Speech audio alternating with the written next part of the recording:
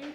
Spoštovani mediji na današnjem dogodku in seveda vsi, ki ste prisotni iz obeh klinik, dobrodošli tudi gost, gospod predsednik uprave, gospod Blaž Brodnjak.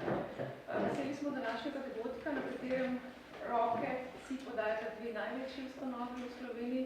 Ena je Medicinska univerzitetni klinični center Ljubljana in druga je banka NLB. Tako da za uvod najprej besedni vabim generalnega direktorja centra, gospod Marka Juga. Dober dan, gospod Brodnjak. Iskrena zahvala, da ste nas danes obiskali za to izjemno radodarno donacijo. Danes se namreč nahajamo na ginekološki kliniki, za katero je NLB donirala 100.000 evrov in ob tem so z nami tudi kolegi iz pediatrične klinike, kamor je NLB donirala 30.000 evrov. Torej gre za izjemno veliko donacijo, 130.000 evrov, ki nam bo zelo pomagala, da bomo ohranjali in naprej razvijali vrhunsko medicino.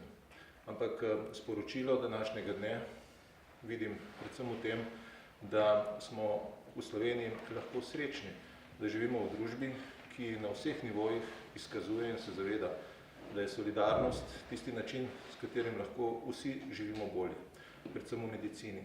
In danes je z nami eno najuspešnejših podjetij v naši regiji in lahko smo res ponosni, da tudi takšno zelo uspešno podjetje prepoznava, da je solidarnost način, s katerim lahko podpiramo družbo, predvsem zdravstvo. UKC Ljubljana je izjemno velika ustanova, vendar način financiranja, ki ga ima s 3% predvidenimi za amortizacijo, nikakor oziroma zelo težko sledi modernim trendom razvoja in vsaka donacija je pomembna in zato res iskrena hvala. Najlepša hvala, gospod direktor.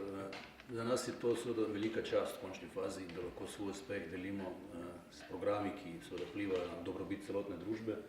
Zadnjih 10 let praktično se v banki zelo zavestno ukvarjamo s ključnimi izzivi družbenega razvoja in po tako močnem poudarjanju zelenega prehoda se seveda v zadnjih desetletju, vsaj 5 letju izpostavlja kot eden največjih izzivov pa dejansko vprašanje demografskega prehoda. Za ohranjanje standarda družbe, kot jo poznamo, za ohranjanje medgeneracijske pogodbe, kot jo poznamo, ki je neka res velika pridobitev družbenega razvoja in seveda tudi zdravstvene skrbe, kot jo poznamo, bomo morali seveda soprispevati več in drugače in razumeti te soodvisnosti drugače. Sam sem tudi stranka Univerzitetnega kliničnega centra, imel sem operacijo pred 6,5 leti, zelo dobra izkušnja, iskreno, moja vnukinja je rojena v teh prostorih. In z veseljem pomagamo predvsem programom, ki nam pomagajo imeti več lastnih otrok in si želimo, da so ti otroci seveda zdravi. In na ta način, kot rečeno, predpostavlja ključni element bodočnosti razvoja te družbe in vzdrževanja teh nekih medgeneracijskih soodvisnosti in vzajemne pomoči. S tem bomo nadaljevali tudi v prihodnje, ne samo v Sloveniji, tudi v regijskem merilu in verjamem, da s tem pač delamo dobro in delamo prav.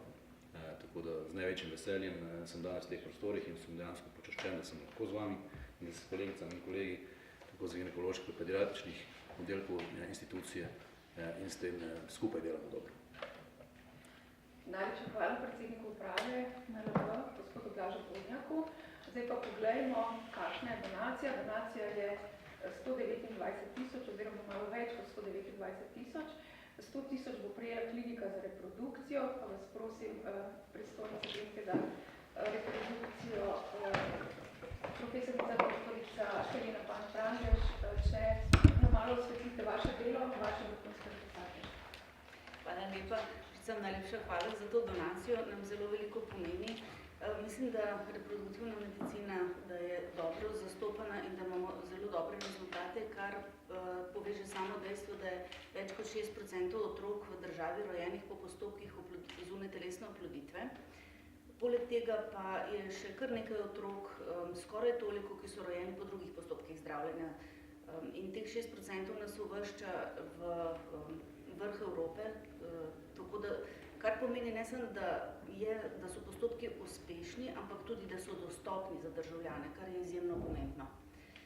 Seveda pa bi želeli še tudi razširiti druge pristope k zdravljenju in skrb za reproduktivno zdravje ohraniti, tako da bi dopolnili oziroma nekako okrepili naše delo predvsem na področju ginekološke endokrinologije, kjer je precej žensk s tovrstnimi težavami in tukaj je treba premišljeno ohranjati plodno sposobnost potem imamo boljše uspehe. Najlepša hvala. Zdaj pa je trenutek gospod Blaž Brodnjak, da boste tudi simbolično izločili ček.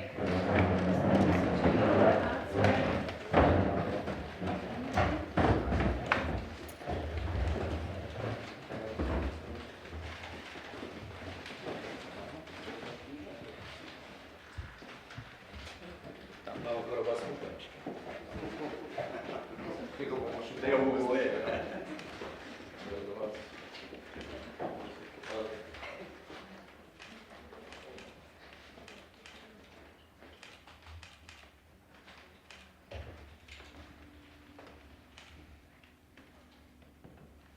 Izjemna hvala v imenu celotne ginekološke klinike, predvsem oddelka za klinično reprodukcijo in verjamem, da bomo s tem veliko mamicam polepšali dneve.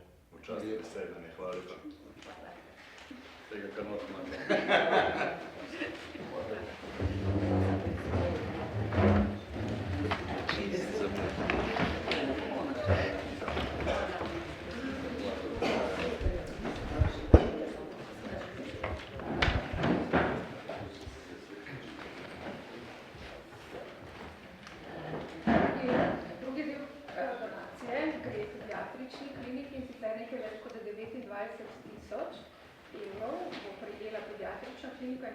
Urgentna ambulanta pediatrične klinike, ki je tudi prav tako izjemno pomembna za najranjivejše otroke, tiste najbolj bolne. Tako da je z nami vodja urgentne ambulante, asistentka doktorica Veronika Velenšek. In vas tudi prosim, da nam predstavite delo v tej ambulanti in čemu bo tudi namenjen ta denar. Ja, hvala lepa. V urgentni ambulanti pediatrične klinike, ki je vstopna točka za vse akutno bolne, kritično bolne otroke, pogosto obravnavamo tudi otroke z najtežjimi nujnimi stanji. Zdaj, v letošnjem letu, oziroma letu 2025, smo pregledali dobrih 7,000 otrok, leto dni prej je 7,500 otrok. Med najpogostejša nujna stanja, s katerimi se srečavamo, sodi dihalna stiska, tudi dihalna odpoved, epileptični status, različne motnje zavesti, zastrupitve, akcidentalne ali namerne, zlorabe, potem motnje srčnega ritma, anafilaktične reakcije, anafilaktični šok, sepsa, pa poslabšanja kroničnih bolezni in druge. Zdaj, otroci so zdravljeni po svetovnih smernicah za vsa nujna stanja. Mesečno imamo nekje 2, včasih 3 reanimacije, tedensko obravnavamo več kritično bolnih otrok. Defibrilator LifePak 15 je po vseh strokovnih smernicah nujno potreben del reanimacijske opreme vsake urgentne ambulante na terciarni ravni in pri takojšnjem ukrepanju za življenje otrok in mladostnikov z nujnimi stanji nepogrešljiv. Hkrati je defibrilator LifePak 15 tudi najbolj pogosto zastopan aparat v svetu v prehospitalni in hospitalni dejavnosti.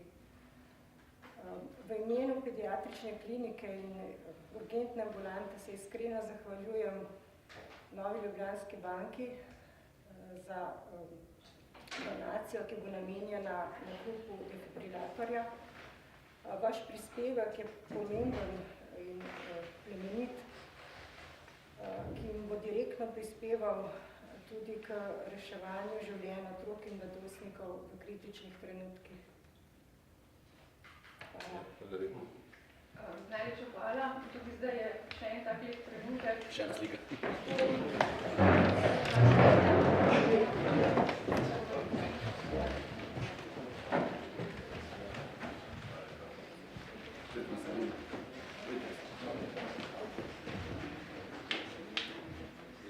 Treba sam najti lokacijo bankomata, tam je tole noter. Še sem pogledati, prosim, hvala. To je že plačano. Defibrilator pa vhod.